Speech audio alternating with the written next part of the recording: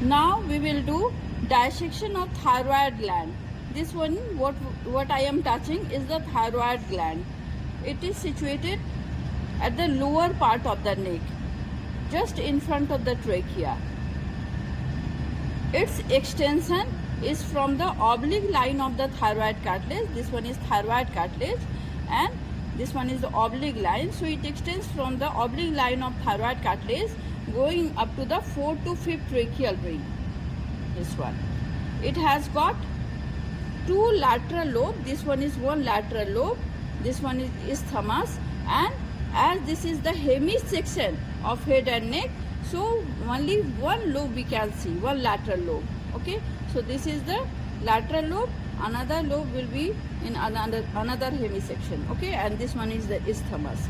So this lateral lobe has got one apex, this one is base, here is the anterior surface, this one is the this one is the this one is the posterolateral surface, and here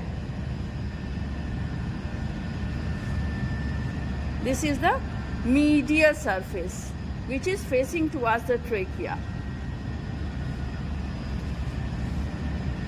So thyroid gland has got three surfaces, that is anterior surface, posterolateral surface, and this one is medial surface.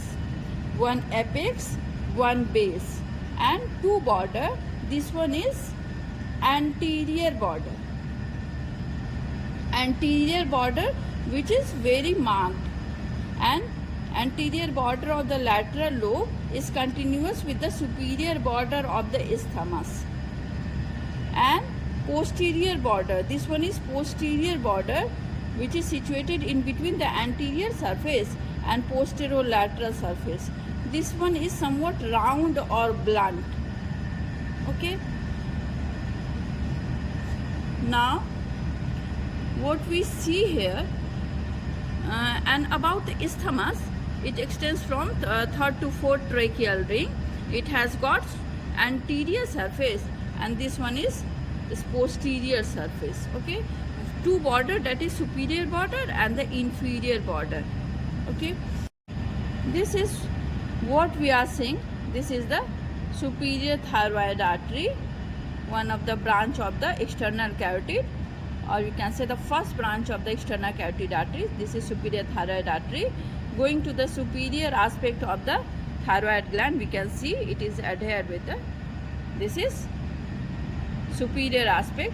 So lateral lobe, upper 1/3 of lateral lobe is supplied by the superior thyroid artery, whereas the lower 2/3 is supplied by the inferior thyroid artery.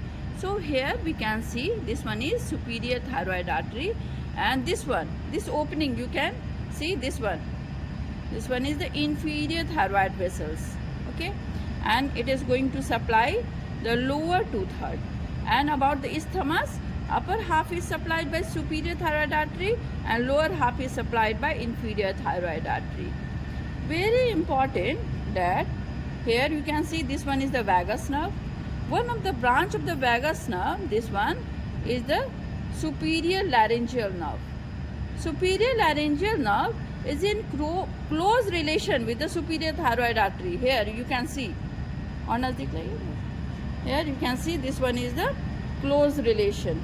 So during surgery, during thyroidectomy, we have to take care of that superior. Before thyroidectomy, we have to ligate superior thyroid artery, and it should be ligated close to the thyroid gland, because at some distance it is in close relation with the superior laryngeal nerve. This one is superior laryngeal nerve, one of the branch of the vagus nerve. So we can see that superior thyroid artery is in close relation with the superior laryngeal nerve. And on the inferior aspect, this is inferior thyroid artery, and it is in close relation with the recurrent laryngeal nerve near the thyroid gland.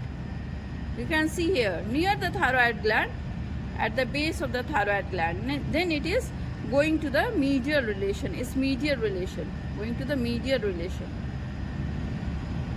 So before thyroidectomy, we should have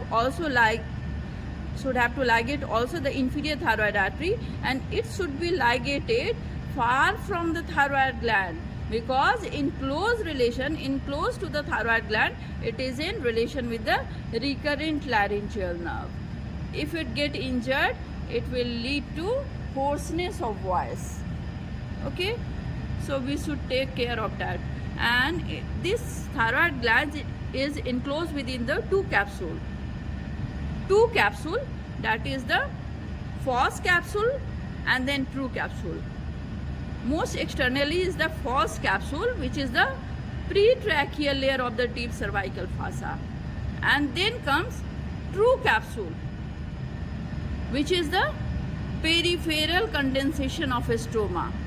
Here we can appreciate this bluish one.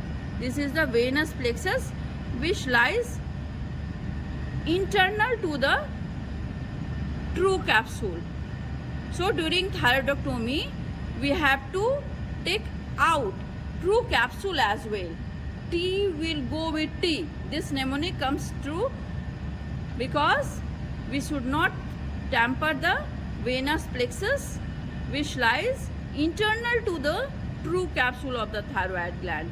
So surgical incision should be given in between the false and true capsule. Okay. So false capsule is pretracheal layer and true capsule is made by peripheral condensation of the stroma.